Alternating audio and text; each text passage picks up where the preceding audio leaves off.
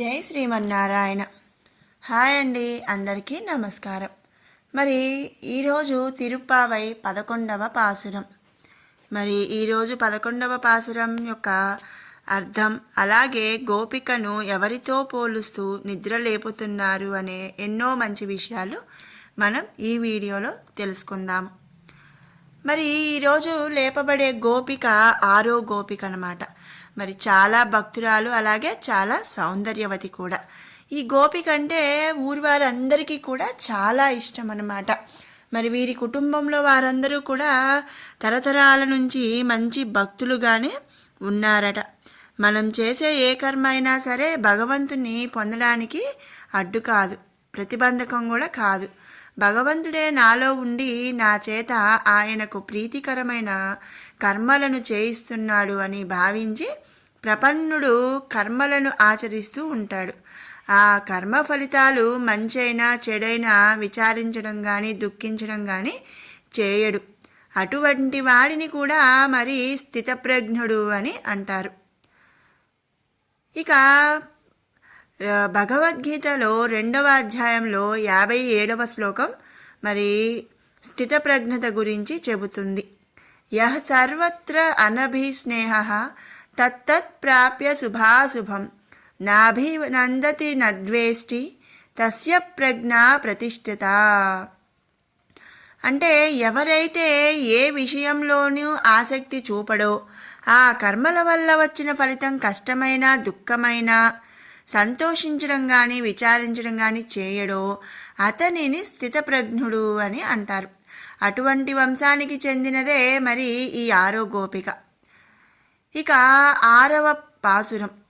కత్తుక్కరవై కణంగల్ పలకరందు செத்தார் திரளியலிய சென்று செருச்செய்யும் குத்தமொன்றில்லாத கோவலர்த்தம் பொற்கொடியே புத்தரவல்குல் புனமயிலே போதராய் சுத்தத்து தோழிமார் எத எல்லாரும் வந்தனின் முத்தம் புகுந்து முகிர் வண்ணன் பேர் பாட சித்தாதே பேசாதே செல்வப் பெண் டாட்டி నీ ఎత్తుక్కురంగు పొరుల్ ఏలేరోరెంబావాయ్. కత్తుక్కరవై కణంగల్ పలకరందు అంటే ఓ బంగారు తీగ వంటిదానా, ఇందాక అనుకున్నాం కదా ఈ గోపిక మరి చాలా సౌందర్యవతి అని మనం ముందు చెప్పుకున్నాం. అందుకే ఈ గోపికని ఇక్కడ ఒక బంగారు తీగలాగా పోలుస్తున్నారనమాట. మరి నందవ్రజములో ప్రతి ఇంట్లో గో సంపద ఉంది. మరి నందవ్రజం అంటేనే మరి గోపికలు మరి గోవుల కులం అంటే యదువంశం అంటేనే మరి గో సంపద. మరి అలా నందవ్రజంలో ప్రతి ఇంట్లో కూడా గో సంపద ఉంటుంది. అలాగే లేత వయసు దూడలు, లేగ దూడలు మంచి బలిష్టంగా ఉంటూ మరి పెద్ద పెద్ద పొదుగులతో చాలా ఎక్కువగా పాలిస్తాయి. మరి కుండల కొద్దీ పాలిస్తాయట. ఇక నీ వంశంలో గోపాలురు అందరూ లేత వయసు గల పశువుల మందలు కలవారు. అందరూ కూడా పాలు పితకడంలో నైపుణ్యం ఉన్నవారే. సెత్తార్ తిరలలియ చెండ్రు సెరుచెయ్యుం. మీ వంశంలో ఉన్న వాళ్ళందరూ కూడా శత్రువులను ఎదిరించగలిగిన శౌర్యం ధైర్యం కలవారే. మరి గొప్ప పరాక్రమం కండబలం కలవారే. లేకపోతే అంత గొప్ప లక్షల సంఖ్యలో గోసంపద ఉన్నప్పుడు వాటి బరువైన పొదుగుల నుండి పాలు పితకటం మామూలు వాళ్లకు సాధ్యం కాదు. అంత భుజబలం ఉందట వాళ్ళకి. మరి ఎంత భుజబలం ఎంత ధైర్యం ఉన్నా, శత్రువులను ఎదిరించే ధైర్యం ఉన్నా సరే మరి వాళ్ళు అనవసరంగా ఎవరి జోలికి వెళ్లకుండా వాళ్ళ పనేదో వాళ్ళు చేసుకుంటారట. మరి ఇంకా ఏం చెప్తున్నారంటే కుత్తమొండ్రిల్లాద కోవలరతం పోర్కొడియే. ఒక దోషము కూడా లేనివారట ఆమె యొక్క వంశస్థులు. అక్కడ గోపికల్లో ఏ ఒక్కరిలో కూడా ఎలాంటి దోషం కనిపించదట.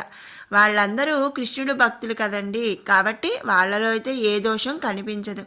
కానీ ఒక్కొక్క గోపికను ఒక్కొక్క రకంగా ఇక్కడ చెప్తూ ఉన్నారు కాబట్టి ఈ గోపికని ఇక్కడ ఇలా చెప్తున్నారు. మరి వాళ్ళలో దోషం ఎందుకుంటుంది, వాళ్ళు కృష్ణుడు భక్తులు కదా. మరి అలాంటి వంశంలో పుట్టిన ఓ స్వర్ణలత, ఓ బంగారు తీగ, చెట్టు కల్లుకున్న ఒక తీగ, ఒక లత ఎంతో అందంగా ఉంటుంది కదా. మరి అలాంటిది బంగారు తీగ ఇంకెంత అందంగా ఉంటుంది. అందుకే మరి అంత సౌందర్యవతి కాబట్టే ఆ గోపికని గోదా గోపికలు ఒక బంగారు తీగ అని చెప్పి అన్నారు. పుత్తరవల్గుల్ పునమైలే పోదరాయ్. ఇక్కడ గోపిక యొక్క సౌందర్యాన్ని చెబుతున్నారు. మరి ఎట్లా ఉంది అంటే పుట్టలో ప్రవేశిస్తున్నటువంటి ఒక పాము యొక్క నితంబ ప్రదేశం కలదానా. అంటే పాము యొక్క శరీరం అంతా సన్నగా ఉండి మరి పడగ పెద్దగా ఉంటుంది. అలాగే ఆ గోపిక యొక్క నడుము సన్నగా ఉండి ఆ కింద పిరుదుల భాగం పాము పడగలాగా పెద్దగా లావుగా ఉంటుందట. మరి బంధువులం స్నేహితురాళ్ళం వచ్చి మీ వాకిట్లో నిలబడ్డామమ్మా, ఎందుకో తెలుసా అని చెప్పి గోదా తల్లి చెప్తుంది. అముగిల్ వన్నన్, ఆ నీలమేఘశ్యాముడైన సర్వేశ్వరుని అనంతమైన కళ్యాణ గుణములను పాడుతున్నారు. సిత్తాదే పేసాదే సెల్వ పెట్టాంటి నీ ఎత్తు కురంగుం పొల్ ఏలేరో రెంబావాయ్. మరి నీవు మాత్రం ఇలా కదలకుండా మాట్లాడకుండా ఉన్నావేంటమ్మా? ఓ చిన్నదానా, ఎందుకు అలా నిద్రపోతున్నావు? లేచి రావమ్మా అని ఆ గోపికను ఎంతగానో పొగుడుతూ మేల్కొలుపుతున్నారు మన గోదా గోపికలు. మరి ఈ పాసురంలో మేల్కొలబడుతున్నటువంటి ఆళ్వారు ఎవరు అనంటే శ్రీ తిరుమంగై ఆళ్వార్లు. మరి మనం ఇంతకు ముందు కూడా చెప్పుకున్నాం కదండి. మరి 10 మంది గోపికలను 10 ఆళ్వార్లు అంటే 10 మంది ఆళ్వార్లను 10 మంది గోపికలుగా పోల్చి ఇక్కడ గోపికలు అంటే ఆ ఆళ్వార్ల యొక్క గుణగణాలను, ఒక్కొక్క ఆళ్వారి యొక్క గుణగణాలను ఒక్కొక్క గోపికతో పోల్చుకుంటూ ఇక్కడ నిద్ర లేపుతున్నారనమాట. మరి ఈ పాసురంలో అంటే 11వ పాసురంలో శ్రీ తిరుమంగయ్య ఆళ్వార్ల గారిని పోలుస్తున్నారు. మరి ఈయన పేరు నీలుడట. ఆయన చాలా బలశాలి, అలాగే పరాక్రమంతుడు, ధైర్యశాలి. ఇక ఈయన గురించి మనం తెలుసుకోవాలి అంటే చోళరాజు వీరికి కొన్ని గ్రామాలు ఇచ్చి తనకు సామంతరాజుగా చేసుకున్నాడు. ఈయన అంటే ఆ నీలుడు ఆ గ్రామంలో పర్యటిస్తున్నప్పుడు ఒక చెరువు దగ్గర ఒక అందమైన యువతిని చూశాడట. మరి చూసి ఆమెను ప్రేమించాడు. ఆమె పేరు కుముదవల్లి. మరి ఒక 2 షరతుల మీద ఆమె నీలుడిని వివాహం చేసుకోవడానికి అంగీకరించింది. మరి ఏమిటా షరతులండి? ఒకటి, ఆచార్య సమాశ్రయణం చేయడం. రెండోది, 1 సంవత్సరం పాటు 1008 మందికి సమారాధన చేయటం. ఈ 2 నియమాలు కూడా నీలుడు అంగీకరించి కుముదవల్లిని పెళ్లి చేసుకున్నాడట. అప్పటి నుంచి నీలుడు భాగవత తదీయారాధనకి తన రాజ్యంలో వచ్చే రాబడి అంతా కూడా ఖర్చు పెడుతూ చోళరాజుకి కప్పం కట్టడం మానేశాడు. మరి చూసి చూసి చోళరాజు విసిగిపోయి ఏం చేశాడంటే నీలుడి మీదకి దండెత్తాడు. ఆ యుద్ధంలో చోళరాజు ఓడిపోయాడు, నీలుడు గెలిచాడు. మరి నీలుడికి పరకాలుడు అనే బిరుదు వరించింది. కానీ నీలుడు ధర్మానికి కట్టుబడి కప్పం కట్టడానికి తపస్సు చేయగా పరమాత్మ ప్రత్యక్షమై వేగవతి నదీ తీరంలో ఉన్న గుప్త నిధిని చూపించాడు. అతను ఆ నిధిని తవ్వి తీసి రాజుకి కప్పం చెల్లించాడు. తర్వాత రాజ్యాన్ని వదిలేసి దొంగతనమే వృత్తిగా చేసుకొని డబ్బు సంపాదించి దొంగతనం చేయగా వచ్చిన ఆ డబ్బుతో భాగవత కైంకర్యములు చేస్తుండేవాడు. అతను ఆ వృత్తిలో భగవద్భక్తులను హింసించకుండా నాస్తికులనే ధనవంతుని దాచి శ్రీరంగంలో ప్రాకారాలని, మండపాలని కట్టించాడు. అంతేకాకుండా ఆయన శ్రీ నమ్మాళ్వార్ రచించిన 4 తమిళ వేదాలని, 6 వేదాంగ దివ్య ప్రబంధాలను కూడా రచించాడట. ఇక పరమాత్మ సొత్తును తమది అనుకొని దుర్వినియోగం చేసే వారి నుంచి దానిని తీసుకొని మళ్ళీ తిరిగి పరమాత్మకే అర్పించిన వారు దొంగలు కారు, ధన్యులన్నమాట.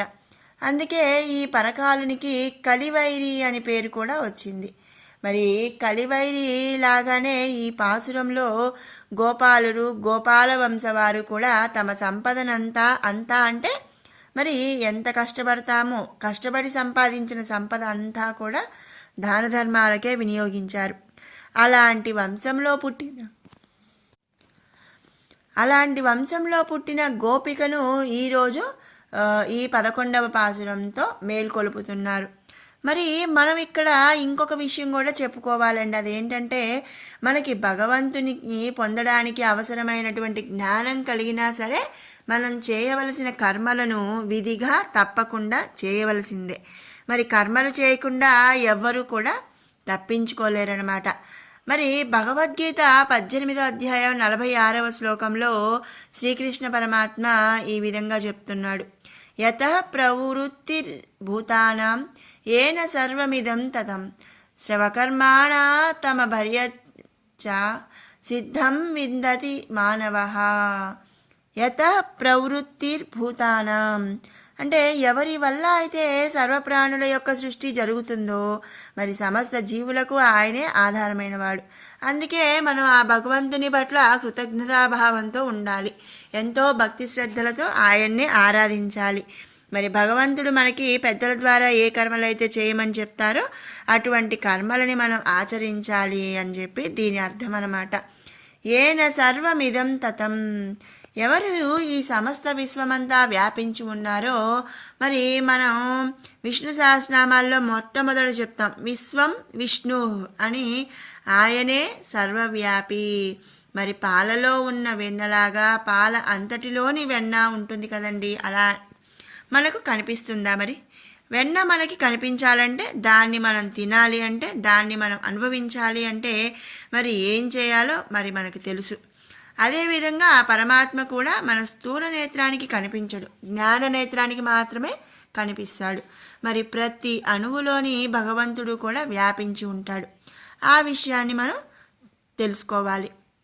స్వకర్మణ తమభ్యర్చ్య స్వకర్మణ అభ్యర్చ్యతం. మరి మనిషి కర్మని ఆచరించడం ద్వారా మోక్షాన్ని ఎలా పొందగలడో భగవంతుడు సమాధానం కూడా చెప్పాడు. నీవు నీ కర్మ చేస్తూ దైవాన్ని ఆరాధించు, దైవాన్ని స్మరించు, పరమేశ్వరునికి అర్పిస్తున్నట్లుగా భావించి కర్మ చేయమని పరమాత్మ మనకు సూచిస్తున్నాడనమాట. మరి ఈ విధంగా గోదా ఇంకా గోపికలు 11వ పాసురంలో 6వ గోపికను నిద్రలేపుతున్నారు. మరి విన్నారు కదండి ఆ 11వ పాసురం యొక్క పూర్తి వివరం. ఈ వీడియో మీకు నచ్చినట్టయితే లైక్ చేయండి, షేర్ చేయండి. అలాగే మరిన్ని అప్డేట్స్ కోసం మన ఛానల్ని సబ్స్క్రైబ్ చేసుకోండి. Thanks for watching.